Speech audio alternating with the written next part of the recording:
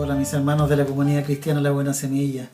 Qué rico poder saludarles, qué rico poder compartir una palabra con ustedes. Nos hemos comunicado a través de la palabra que entregamos cada día, a través de las peticiones de oración. He llamado a varios de ustedes por teléfono y a los que no he llamado ténganme paciencia porque ya los voy a llamar para saber cómo están, animarlos, orar juntos, etcétera. Así que el día de hoy tenemos una palabra para ustedes de parte de la iglesia, de parte del liderazgo de la iglesia y estamos contentos de hacerlo, de verdad que sí. Y damos gracias al Señor por poder, que el Señor nos permita que existan estas plataformas para poder llegar hasta sus casas todos los días domingos. Así que vamos a orar para que el Señor nos guíe en esta conversación, en esta predicación. Amén. Amén. Cierra tus ojos, por favor. Señor, ayúdanos a que podamos compartir algo que venga desde tu corazón, Señor. Algo que sea de parte tuya, Señor, no de parte de los hombres, Señor. Sabemos que es una palabra que nos va a confrontar, que es una palabra que nos anima, Señor, más que confrontar, que nos apasiona por ti, Señor. Y eso es lo que queremos transmitir a través de la pantalla de este computador, Señor. La pasión de alguien, Señor, que ha recibido un regalo maravilloso. Así que gracias por lo que vas a hacer, Señor. Abre nuestros oídos, nuestros corazones, Señor, para recibirlo. En el nombre de Jesús. Amén. Amén, mis hermanos. Comentaba eso. La semana pasada escuché con mucha atención la prédica de nuestro hermano David. Y hace unas semanas atrás la del pastor Patricio. Y lo que me ha tocado compartir a mí. Y veo que a través de estas prédicas el Señor quiere decir algo a su pueblo definitivamente. Hay algo específico que quiere comentar el Señor. Nuestro hermano David habló de una palabra que es como la tónica de estos días. Esa palabra es la palabra confusión. El mundo está confundido. Y lo peor de todo es que no solo el mundo está confundido, sino que también muchos cristianos lo están. Recuerdo perfectamente que el hermano David dijo lo siguiente, literalmente dice: imagínense si hoy hay confusión en algunos de nosotros, del pueblo del Señor, ¿cómo será entonces la confusión de aquellos que no conocen a Dios? Tiene toda la razón, ¿verdad? Claro, ellos más desesperanzados aún. La pregunta es ¿por qué nosotros estamos confundidos, mis hermanos? Algunos piensan esta pandemia, bueno, esta pandemia es una especie de juicio de Dios. Otros dicen son los últimos tiempos. Otros dicen no, el diablo ahí se le metió al Señor y nos mandó esta pandemia. Otros dicen no, hombres inescrupulosos han creado este virus. Otros dicen no, viene de animales, etcétera, etcétera, etcétera. Es decir, hay una confusión. Y nosotros, mis hermanos, sabemos que Dios tiene el control. Porque de verdad sabemos que Dios tiene el control, ¿verdad? ¿Te lo has preguntado? ¿Estás seguro de eso? Porque se produce una dicotomía, si yo estoy muy angustiado, si no sé lo que pasa, con decir que sé que Dios tiene el control, que no hay problema. Entonces me preocupa lo que estamos pensando nosotros, los cristianos, a raíz de lo que está sucediendo ahora. Yo tengo la sensación de que pareciera que nosotros tuviéramos la obligación de tener en claro qué es lo que está sucediendo y por qué está sucediendo. Y si no lo tenemos claro, nos angustiamos. Entonces vuelvo a preguntarte, mi hermano, ¿sabemos que Dios tiene el control realmente? ¿Tenemos confianza en el Señor? Es una pregunta muy importante que tenemos que hacerlo. ¿Por qué? Porque quiero ejemplificar de alguna manera lo que significa confiar, saber que otra persona tiene el control. Si yo estoy en mi trabajo un día y llega mi suegro, que muchos de ustedes conocen, y me dice, oiga Gancho, porque él me dice Gancho, me dice, oiga Gancho, présteme la llave de su casa que necesito ir a hacer algo allá.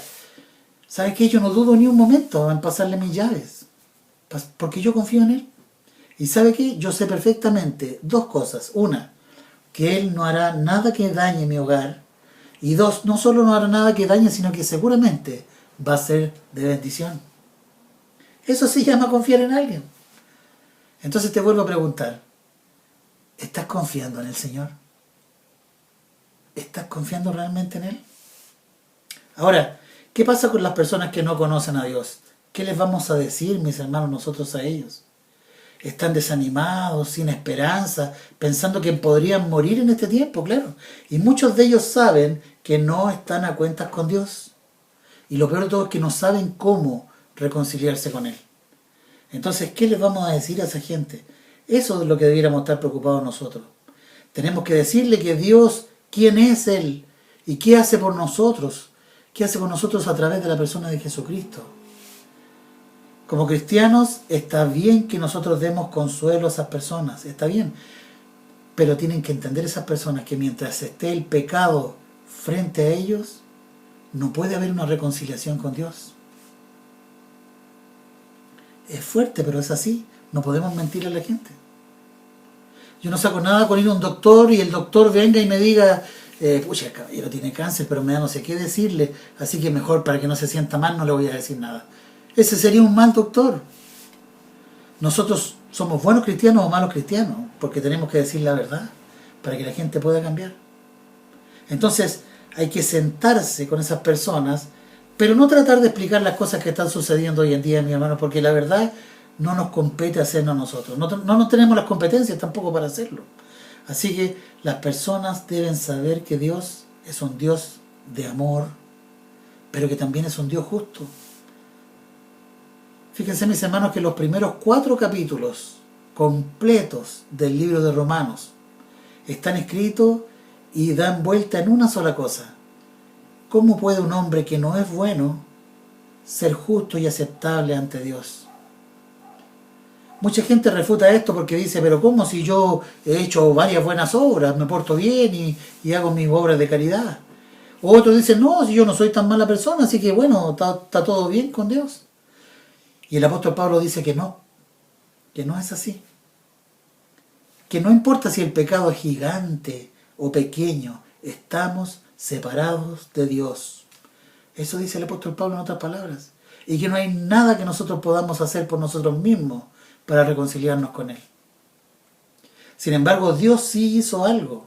Y esa es la buena noticia. Él lo tenía planeado desde antes de la fundación del mundo. Eso es lo que tenemos que compartirle a los demás gente. Que Dios se hizo hombre en la persona de Jesucristo. Vivió en esta tierra una vida perfecta, subió a la cruz, murió por ti y murió por mí. Y al hacerlo pagó esa deuda que tenías con el Señor, tú y yo. Además, la resurrección de Jesucristo es la demostración de que el Padre aceptó, dijo, es suficiente esto para perdonar a todos los demás. Así que gracias a eso somos salvos y justos delante de Dios. Mis hermanos, he trabajado para el Señor como cristiano alrededor de hace unos 12 años más o menos. He ido a misiones, he hecho operativos de ayuda en colegios, en distintas partes. He ido a la iglesia muchas veces, he predicado la palabra, he hecho varias cosas. Sin embargo, mis hermanos, me voy a ir al cielo por la misma razón que se fue al cielo el ladrón que estaba crucificado al lado de Jesucristo. Y esa razón es, Jesucristo murió por mí. Eso es todo. Es difícil de entender al principio, pero es la gracia del Señor. Entonces, ¿qué hacemos nosotros? ¿Qué hacemos en este tiempo? Hay una respuesta. Bueno, hay muchas respuestas acá en la Biblia, pero hay una que yo quisiera compartirles el día de hoy, porque me parece que es lo que el pueblo del Señor debiera hacer. Se encuentra en Daniel, en el capítulo 11, en el versículo 32. Hay varias interpretaciones de este pasaje, porque el contexto del pasaje es una tribulación o algo que está pasando al pueblo de Israel. Algunos dicen que es el fin de los tiempos, otros dicen que es un episodio en que el anticristo está ahí presionando, otros dicen que hay un señor llamado Antíoco Epifanes, un dictador de la época que está haciendo sufrir al pueblo de Israel. Pero yo no quiero hablar de ese tema, sino de que cómo se debe comportar el pueblo de Dios ante una crisis. Dice así la palabra del Señor, Daniel 11:32. Dice, con lisonjas seducirá a los violadores del pacto. Eso dice, está hablando de esta persona, este anticristo, este personaje que está oprimiendo al pueblo de Dios. Pero lo que yo quiero rescatar es lo que viene a continuación. Dice, mas el pueblo que conoce a su Dios se esforzará y actuará. Así dice el Señor. El pueblo que conoce a su Dios. Siempre hemos predicado nosotros en la iglesia que la palabra conoce en la palabra tiene que ver con una relación íntima. El que conoce a Dios. Dice la palabra, mi pueblo perece por falta de conocimiento de mí. Conocer significa tener una relación con el Señor. Entonces vemos en resumen este virus, no tenemos paz, ni siquiera parte del pueblo cristiano. Me refiero al pueblo cristiano que no conoce al Señor. Ese pueblo no tiene paz. Porque la palabra dice, mas el pueblo que conoce a su Dios se esforzará y actuará. Una palabra que hemos hablado, un texto bíblico que hemos hablado mucho en este último tiempo es Romanos 8:28, que dice, y sabemos que a los que aman a Dios todas las cosas le ayudan a bien. Esto es a los que conforme a su propósito son llamados. ¿Saben? A mí me fascina la palabra sabemos. Me gusta más que creemos. Me da más seguridad aún. No es que yo creo que, sino que yo sé que. Yo sé que todas las cosas ayudan a bien. Y al igual, mis hermanos, que el ejemplo de mi suegro, con mayor razón nuestro Padre que es perfecto, Él no va a hacer nada que nos dañe, mis hermanos. Y además, no solo eso, sino que seguramente esto se va a convertir en bendición. Yo te quiero dar un ejemplo. ¿Hace cuánto que no orabas en familia? ¿No te juntabas? Nosotros lo estamos haciendo todos los días. ¿Eso acaso no es de bendición? ¿No se convierte esto en bendición? Mis hermanos, quiero que podamos tomarnos un tiempo para poder cantar una alabanza juntos, una alabanza bien linda que habla de la presencia del Señor.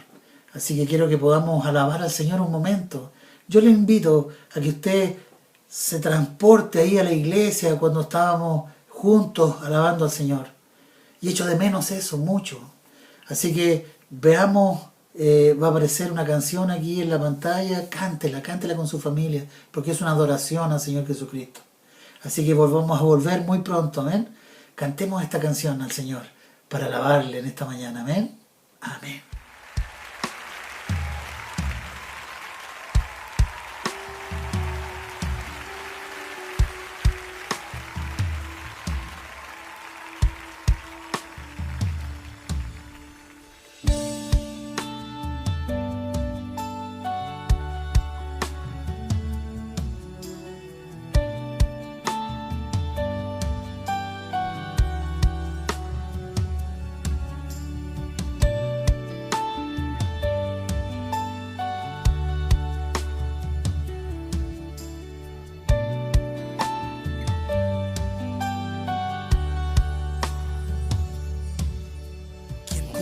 Tú en la tierra, oh Señor, hermoso, inigualable es tu valor, y nada en este mundo saciará. Jesús, tu copa no se secará. Tu presencia es el cielo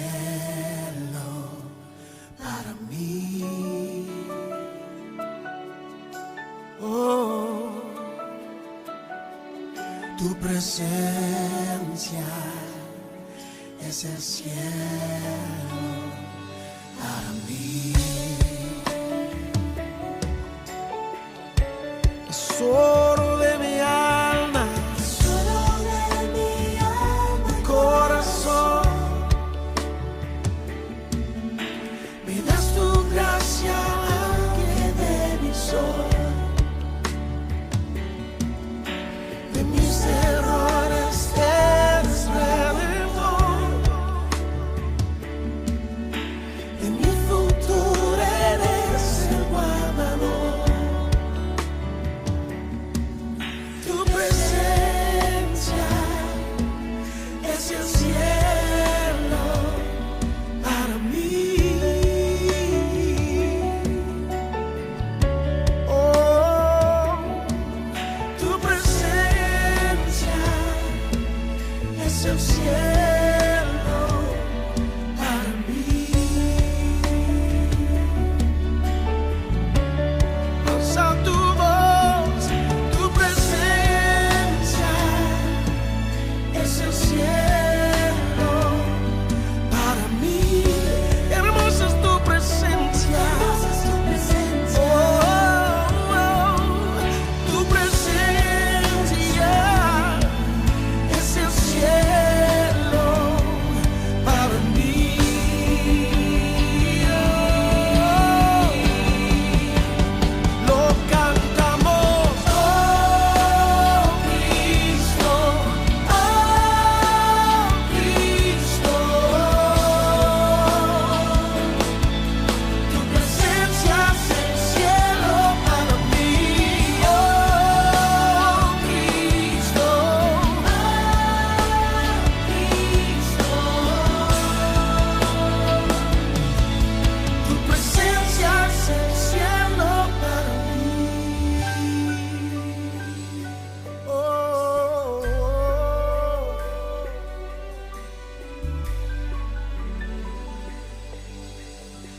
mientras tenga vida esperaré. Cuando cara a cara te veré, nada en este mundo saciará. Jesús, tu copa no se secará. Nada en este mundo saciará. Jesús, tu copa no se secará. Jesús, tu copa.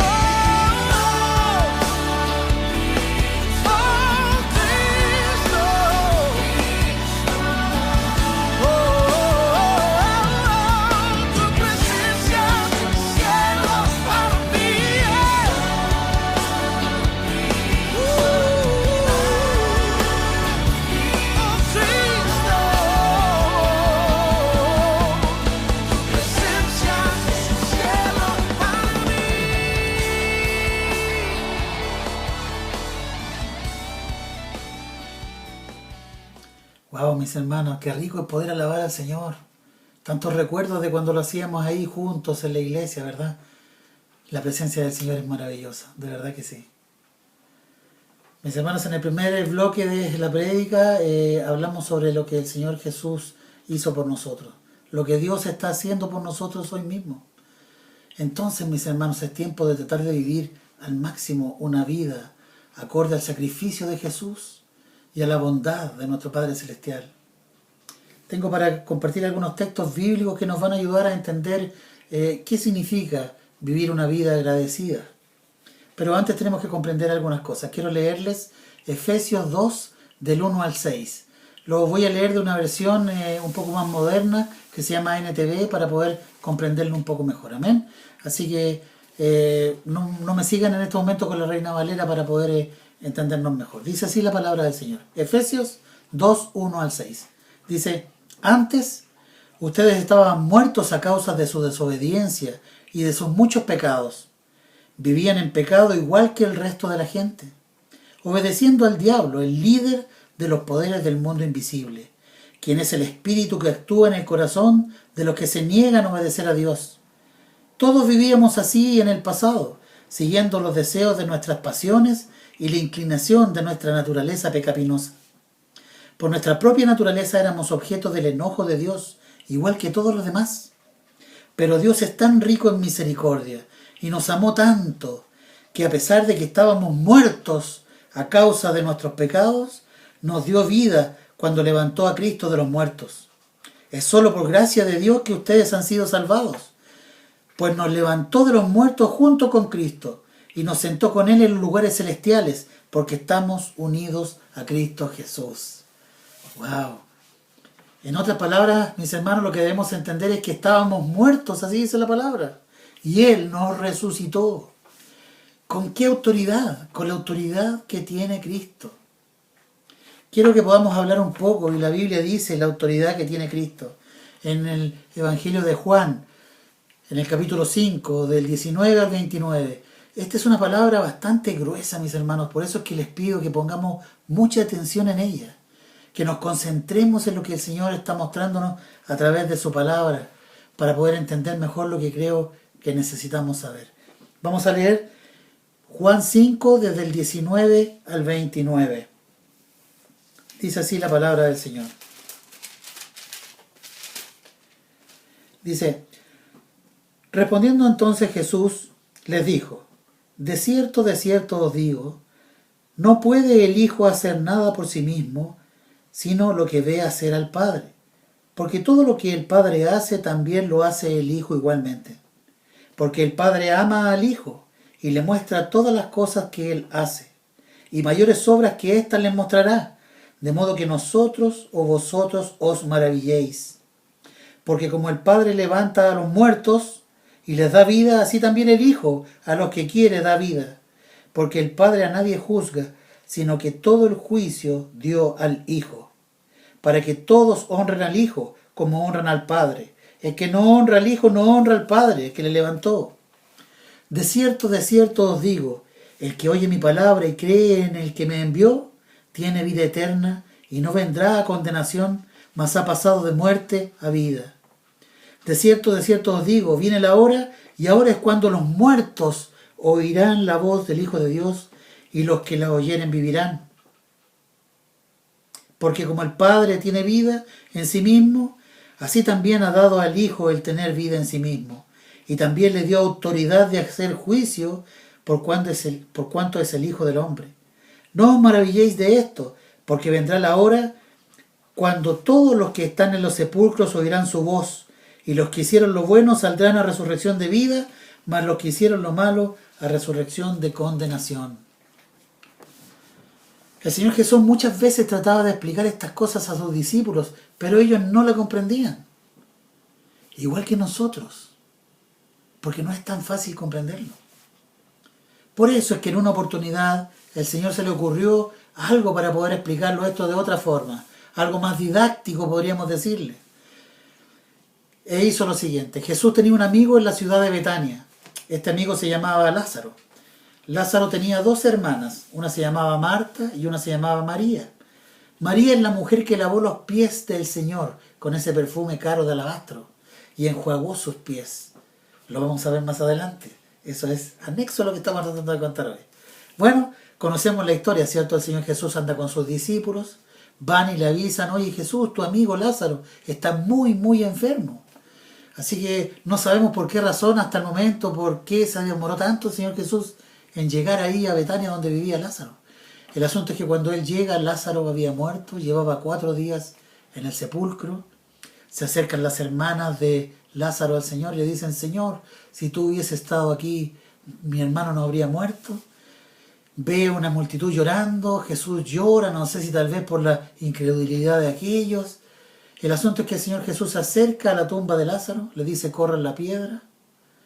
Ellos le dicen: oye, pero ya debe estar hediondo porque lleva 4 días muertos. Y el Señor Jesús le dice: Lázaro, sal y ven fuera. Y el muerto que estaba dentro salió envuelto entero como una verdadera momia, lo desamarraron y se fue. La voz del Señor, lo acabamos de leer, hizo que saliera del sepulcro. La voz del Señor es la misma voz que reprendió al viento en aquella tempestad y la tempestad se calmó. La misma voz del Señor que en Génesis dice: júntense las aguas debajo de los cielos. Es la voz del Señor, la voz de autoridad. Es la misma voz que vendrá un día. Dice la palabra en 1 de Tesalonicenses 4:16, dice: porque el Señor mismo, con voz de mando, con voz de arcángel, con voz de trompeta de Dios, descenderá del cielo, y los muertos en Cristo resucitarán primero. Wow. ¿Qué pasó con Lázaro después de esta resurrección?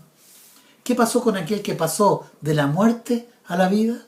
¿Con el que estaba muerto y resucitó? ¿Qué pasó con él? Yo creo firmemente, hermanos, que el Señor Jesús quiso darnos una lección de cómo debemos comportarnos los que hemos pasado de muerte a vida. Lo hemos leído esta mañana. Estábamos muertos y el Señor nos devolvió la vida. Es decir, el Señor nos quiere mostrar aquí a través de esta historia cómo debe vivir alguien que tiene una segunda oportunidad, como usted, como yo. Cómo se debe comportar un resucitado. Eso es lo que quiere mostrarnos el Señor. Generalmente la gente que ha tenido experiencia en esto, ha estado muerto por minutos o por horas, cuando vuelve a la vida se replantea muchas cosas, cambia sus prioridades. Generalmente el testimonio de la gente es así. Es lo que yo creo que pasó con Lázaro, de verdad. Y vuelvo a recordarte, la palabra dice que nosotros estábamos muertos en delitos y pecados. No mucho se habla de lo que ocurrió con Lázaro después de la resurrección. Bueno, yo quiero contarte lo que sucedió. Y gratis, digamos. No, mis hermanos. Vamos a leer Juan un poquito más adelante, en el capítulo 12, porque ahí nos cuenta de lo que sucedió después de la resurrección de Lázaro. Juan 12, vamos a leer primero desde el 1 hasta el 8, para ir viendo qué sucedió con Lázaro después. Juan 12 del 1 al 8, dice así. 6 días antes de la Pascua, vino Jesús a Betania, donde estaba Lázaro, el que había estado muerto y a quien había resucitado de los muertos. Y le hicieron allí una cena al Señor Jesús. Marta servía y Lázaro era uno de los que estaban sentados a la mesa con él. Entonces María tomó una libra de perfume de nardo puro, de mucho precio, y ungió los pies de Jesús, y los enjugó con sus cabellos, y la casa se llenó de olor del perfume. Y dijo uno de sus discípulos, Judas Iscariote, hijo de Simón, el que le había de entregar, ¿por qué no fue este perfume vendido por 300 denarios y dado a los pobres? Pero dijo esto no porque se cuidara de los pobres, sino porque era ladrón. Y teniendo la bolsa, sustraía de lo que echaba en ella. Entonces Jesús le dijo, déjala. Para el día de mi sepultura ha guardado esto. Porque a los pobres siempre los tendréis con vosotros, mas a mí no siempre me tendréis. Bueno, esa última parte era una parte que yo no tenía muy claro. ¿Quién había sido la mujer que había derramado el perfume sobre Jesús? Ahora lo tenemos más claro, ¿verdad? Pero en cuanto a Lázaro, lo primero que yo veo aquí es que Lázaro estaba sentado al lado de Jesús. Eso es lo que primero que debe hacer un resucitado, ¿cierto? Quiere pasar tiempo con el resucitador. Quiere pasar tiempo con Jesús. Su compromiso o su comportamiento cambia, ¿verdad? Una persona que es resucitada. Hace tiempo atrás pude leer la historia de un pastor que curiosamente se llamaba Daniel también. Aparece en YouTube la historia, por si acaso. Es la historia del pastor Daniel, un pastor misionero en África. La esposa del pastor Daniel tuvo un sueño un día. Soñaba que el pastor Daniel se iba al cielo y que ella oraba y se le presentaba un ángel. Y el ángel le decía, ora para que Daniel vuelva a la vida. Fue un sueño hermoso para su esposa. El asunto es que unos días después del sueño, desafortunadamente el pastor Daniel tiene un accidente automovilístico y fallece. Es llevado al hospital, declarado muerto por el doctor en jefe del hospital y llevado a la morgue. Su esposa, todo el tiempo orando al lado de él, acordándose del sueño que había tenido. Insistió que no lo enterraran, que no lo pusieran en un cajón, que lo llevaran a la iglesia, Tanto debe haber insistido esta mujer, esposa del pastor Daniel, que llevaran en una camilla muerto al pastor Daniel.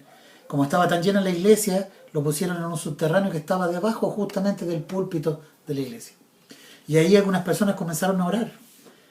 Orar. Y de pronto el pastor Daniel vuelve a la vida.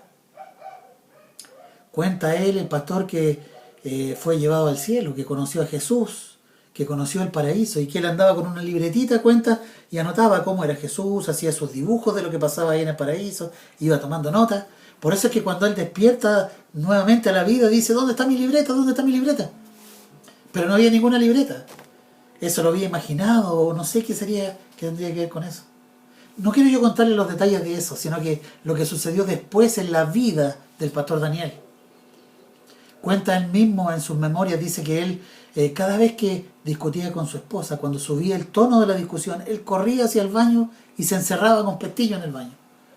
Y su esposa golpeaba la puerta, Daniel, sale para que conversemos. Y él decía, no quiero. Cuando se pase todo esto y se nos pasa a los dos, ahí voy a salir para que conversemos. Porque no quiero pecar ni siquiera con el pensamiento. Porque sé dónde voy y no quiero que se arruine por nada del mundo. Así es como actúa alguien que fue salvado de la muerte. Sigamos leyendo lo que ocurre aquí en la palabra. Vamos a leer Juan 12 del 9 al 11 esta vez. Dice así. Dice, gran multitud de los judíos supieron entonces que él estaba allí, que el Señor Jesús estaba ahí. Y vinieron no solamente por causa de Jesús, sino también para ver a Lázaro, a quien había resucitado de los muertos. Pero los principales sacerdotes acordaron dar muerte también a Lázaro, porque a causa de él muchos de los judíos se apartaban y creían en el Señor Jesús. Gran multitud de los judíos venían no solo a ver a Jesús, sino que a ver a Lázaro. Lázaro decía, oigan, yo estaba muerto y he resucitado.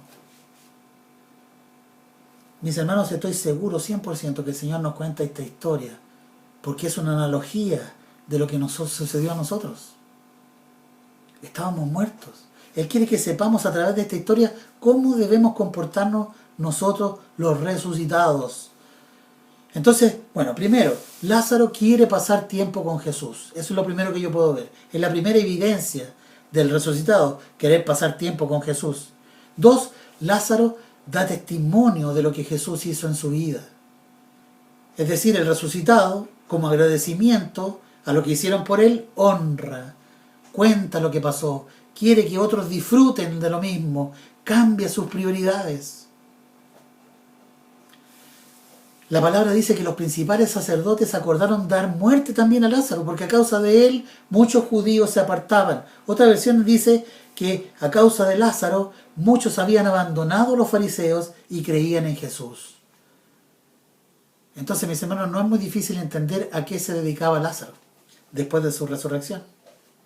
Fíjense que los libros de historia cuentan, incluso si usted en Wikipedia mete, fíjese, y pregunta qué pasó con Lázaro, cuenta ahí. Lázaro se convirtió en un obispo en la ciudad de la Maca en África, cuando hubo la dispersión por la muerte de Esteban y tuvieron que esparcirse los cristianos.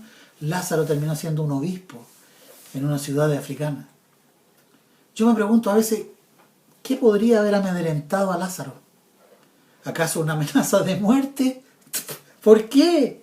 Si estaba al lado de quien es capaz de resucitarlo de inmediato, ¿qué miedo va a tener? Esa es la vida de alguien que ha resucitado. Y mis hermanos, quiero recordarte con algunas palabras algo muy importante para nosotros. Juan 14:23 dice, respondió Jesús y le dijo, el que me ama mi palabra guardará, y mi Padre le amará, y vendremos a él y haremos morada con él.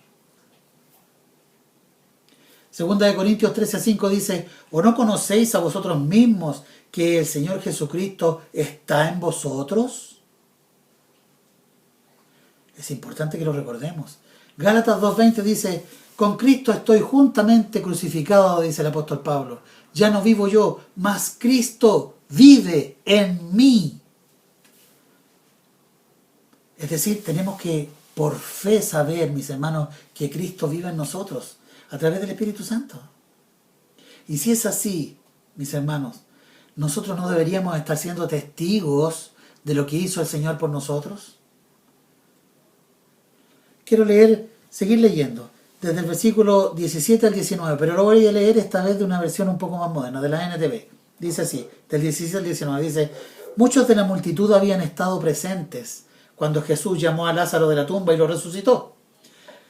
Y se lo habían contado a otros. Por eso, tantos salieron a recibir a Jesús, porque habían oído de esta señal milagrosa. Entonces los fariseos se dijeron unos a otros, ya no hay nada que podamos hacer, miren, todo el mundo se va tras él. ¡Wow! Qué linda historia, mi hermano. Qué linda historia de cómo debe actuar un resucitado. Pero déjame decirte algo muy importante. También puede ser tu historia. Es perfectamente posible. ¿Cómo vas a actuar frente a aquel que te sacó de la muerte y te llevó a la vida?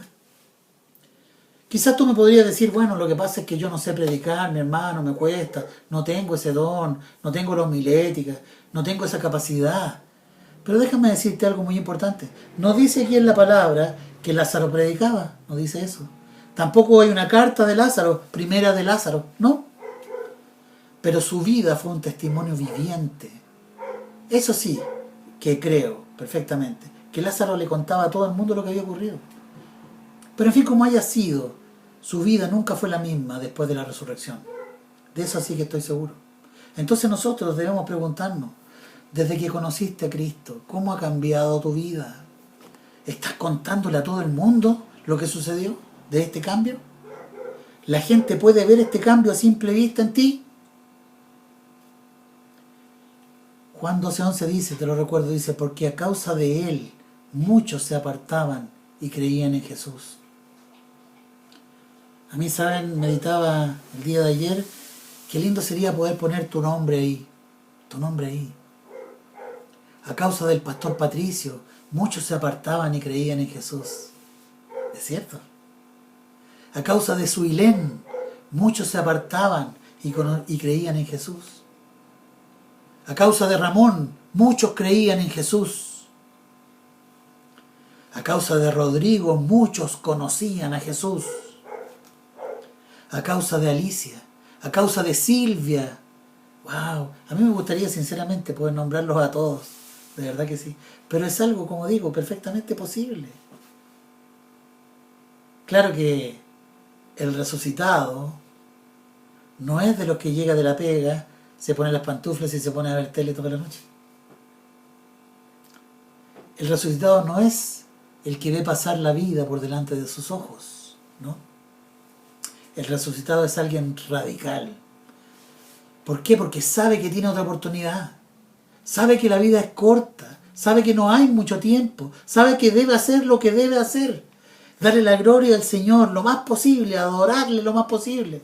Contarle a todo el mundo lo que ha vivido, porque es urgente.